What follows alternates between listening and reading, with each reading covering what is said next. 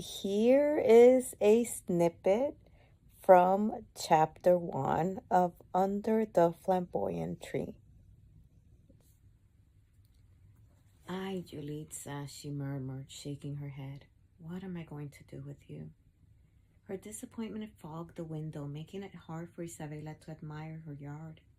So she swept the fog away and blinked in surprise when she noticed a pair of eyes staring back at her. The manicured garden had burst with renewed life this spring. The hydrangeas her gardener planted displayed their spectrum of blues and pinks, while daffodils and tulips added a multicolored splash that complemented the blue of the ocean. The air still held on to a crisp coolness, but the sun reminded her that soon summer would come.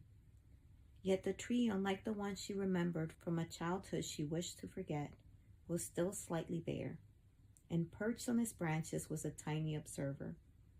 Its white body and black beak made it look like a Diablotin. Its eyes reflected the sun above, turning them into an almost honey color. This bird was meant to be in the Dominican Republic, not all the way here in Massachusetts. Isabella leaned forward until the tip of her nose touched the cold glass. "No estás tú lejos de tu casa?" People back home would say that the bird was an evil spirit, but Isabella had always thought the bird smart and resilient. It only flew at night to avoid its natural predators.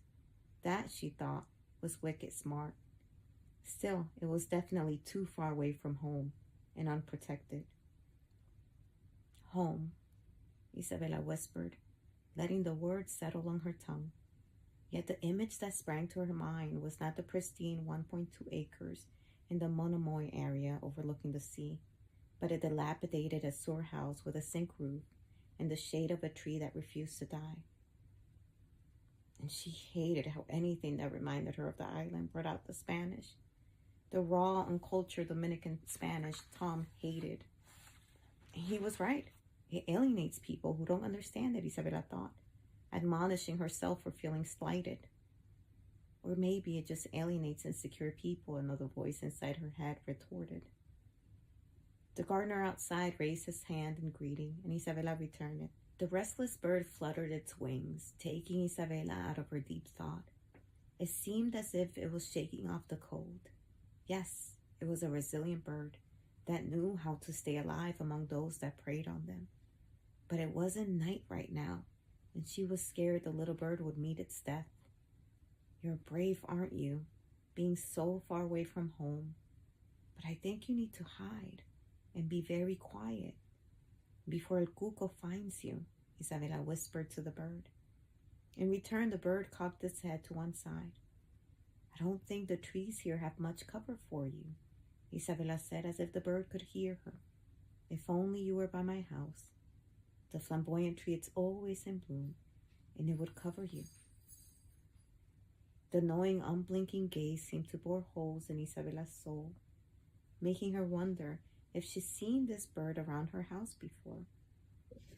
Thank you so much for watching. Follow me for more snippets, more behind the scenes videos and vlogs, as well as writing tips and self-improvement tips. But you gotta click it. You gotta do the ding, unfollow, okay? Not unfollow, but follow. Okay.